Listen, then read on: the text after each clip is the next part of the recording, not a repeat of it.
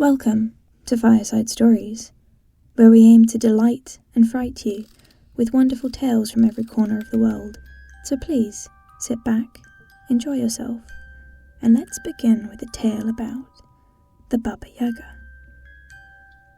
Parents tell their children of a creature that lives in the faraway, where the veil opens deep in the woods late at night into the 13th realm, beyond the fiery river, atop the highest mountain, and in the deepest depths of the ancient forests, there is a hut. Inside that hut lives the Baba Yaga. She hunts for children who do wrong. When she finds you, there is no escape. But our story does not start there. It starts with two naughty children who disobey their mother's warnings and venture into the woods late at night to seek out the veil and have an adventure.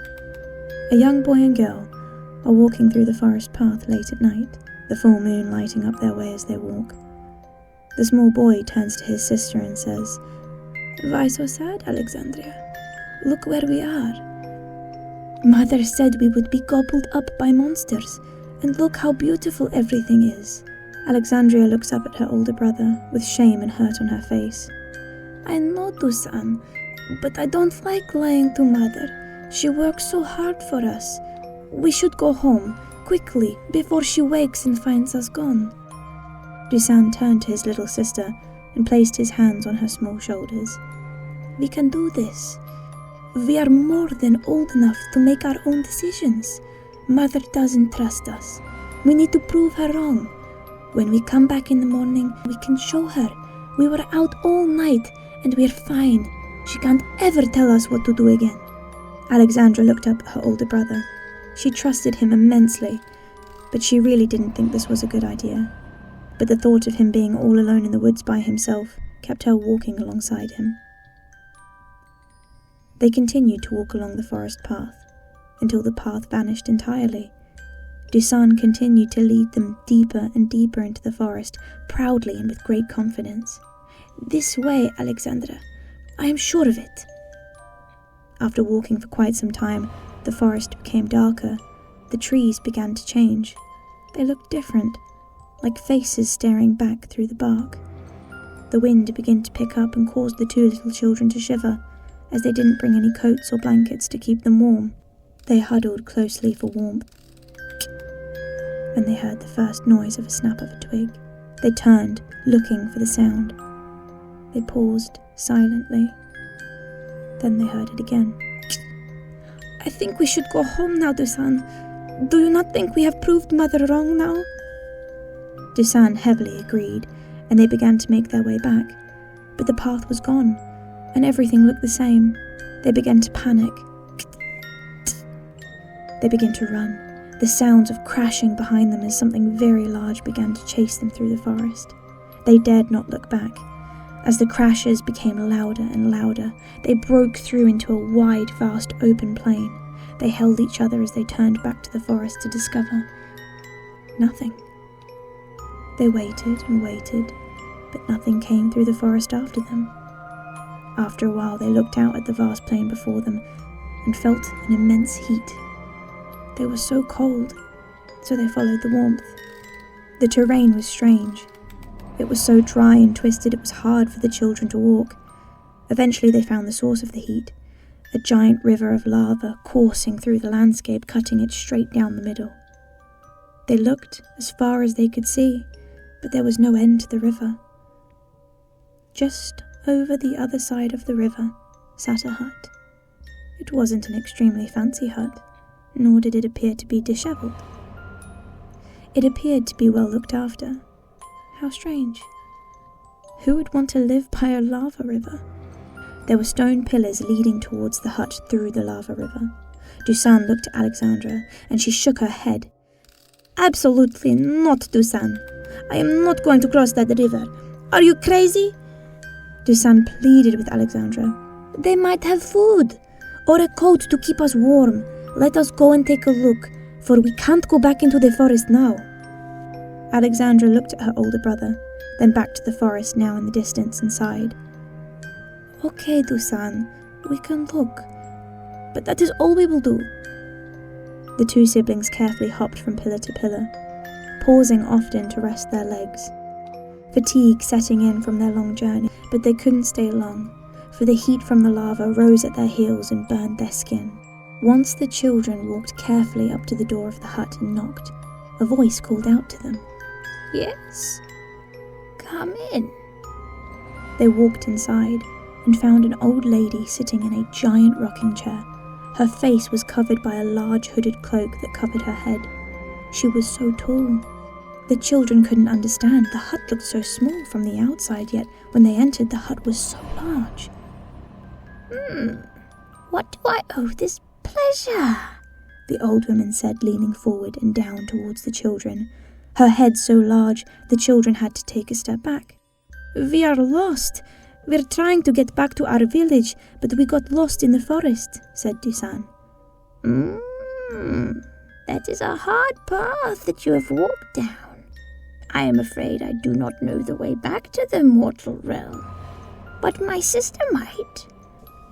If you continue to walk south, you will come across a great mountain range. Walk to the highest peak, and you will find my sister's hut there. Make sure to knock. Do not go uninvited." Alexandra stepped closer to the old woman, curious. "How are you so tall?" The old woman laughed softly. "We are all a little different here, child." Whilst Alexandra was talking to the old woman, Dusan saw something out of the corner of his eye. A beautiful ornate black horn, carved with intricate patterns and gold inlay. His eyes grew wide, and he looked back at the old woman, distracted and in conversation with his sister. He quickly snatched it up and hid it under his shirt. "Come, Alexandra, we need to keep moving if we're going to make it to the mountain peak." He rushed past his sister and out of the hut. The old woman sat watching, her eyes never leaving the boy as he walked out of the hut. "Are you sure you want to leave so soon? You look famished. Please, let me make some food." She began to rise from her chair. No, that won't be necessary," called out the boy. Alexandra quickly followed her brother's pace. She looked back to the old woman. "I am sorry. Thank you for all your help." The children continued to walk at a quickened pace until eventually they were far enough away from the hut before Dusan turned to his sister. "Look what I have," he showed her proudly. "What did you do, Dusan?" Alexandra exclaimed. "She was kind. She helped us. Why did you take that?" Dusan replied, "Look at the gold. We can sell this, and Mother won't ever have to work again." Alexandra paused in contemplation before agreeing with her brother. "Okay, Dusan. I suppose you are right. We can use this to help Mother, but it still does not feel good." They turned south and began to make their way towards the distant mountain range. But before they went, Alexander turned back to the hut and whispered to the wind, "I am sorry, old Yaga." They pushed onwards and walked high into the mountains, the wind harshly blowing against them. The children had to huddle closely together for warmth. Their stomachs began to growl with hunger. That's when they saw it, a little hut nestled on the edge of the cliffs. The hut looked so warm and inviting. The children walked up to it and knocked on the door, but there was no answer. Dusan forces the door open. "What are you doing, Dusan? You remember what the old Yaya said? We cannot enter if we are not invited." Alexandra held her brother's arms gently, but he broke free of her grasp and turned back towards her sharply. "If we stay outside, we will die. The hut is warm. I am sure the old lady's sister won't mind." Again, Alexandra reluctantly agreed with her brother, and they entered the warm hut and shut the door from the freezing cold. When inside, the children paused as they saw where the heat was coming from.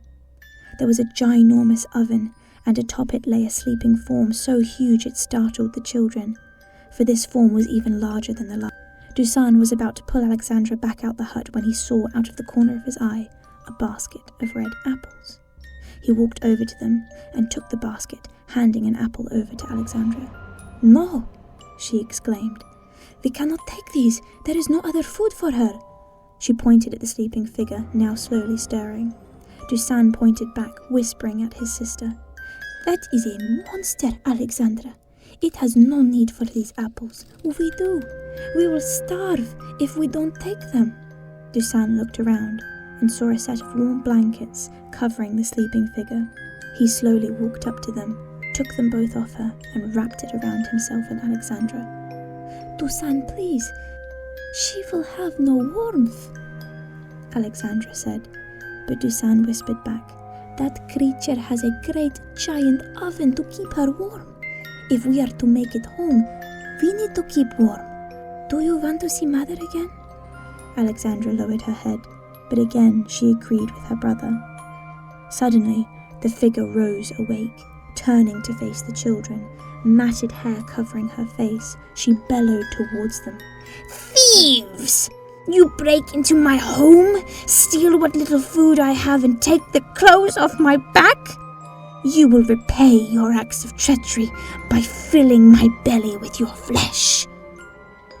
She begins to grind her teeth and lunges forward. Dusan feels the horn at his side vibrating. He grabs it and puts it to his lips, blowing as hard as he can through it. No sound emits from it, but the Baba Yaga falls to her knees, clutching her head, screaming in agony, blood pouring from her eyes and ears.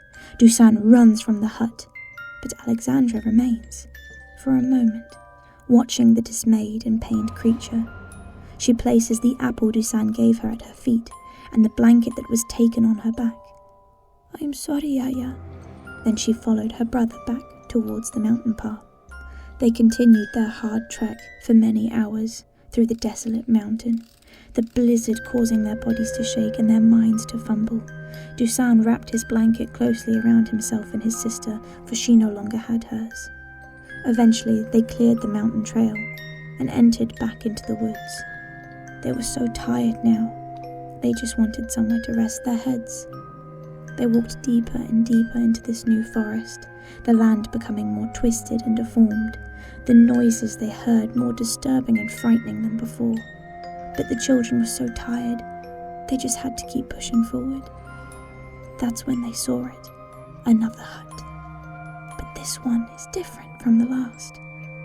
It stands 80 feet in the air, being rooted deeply to the ground by two strong, thick chicken legs.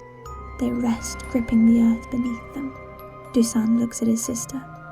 We must get inside. We need to rest for the night and can't stay out here. Alexandra wordlessly agrees. Too tired to argue, they begin to climb up to the hut, using the chicken legs to make their way. The hut door is open when they arrive, a warm, inviting fire blazing. They enter without invitation. The hut is beautiful. There are trinkets lining the walls and floors, anything you could possibly imagine. A huge bed sits across the hut. It must be 30 feet long. What could possibly need a bed that big? The children, exhausted, lumber towards the great bed and curl up underneath it. They begin to fall into a deep slumber when they hear a strange sound of stone on earth, an odd thumping noise, as if a very large piece of stone is being smacked into the ground. It is getting closer. The children rise from the bed, panicked. It's getting closer. They rush to the door to close it and barricade it with whatever they can find. It's getting closer. The children's breathing is extremely panicked now. Dusan looks for a weapon. The noise stops. There is silence before a giant crash. A giant pestle and mortar slams through the ceiling above, crashing into the floor in front of them. And standing inside is a gigantic, hunched-over figure. She slinks out of the pestle and mortar and calls out, "Who dares enter my home?" She sniffs the air. "Who deigns to sleep in my bed and take the warmth from my fire? Thieves! Liars! I can smell you." She looks around the room. The children can see the creature now as she steps into the reflection of the fire, her gnarled, twisted form hunched at 12 feet tall, her skin green and bark-like, with pieces of root and tree growing from her form, her face too long and gaunt to be a human face, and protruding from that a nose so long it droops down towards her chest. Then there are her eyes. Her eyes were empty.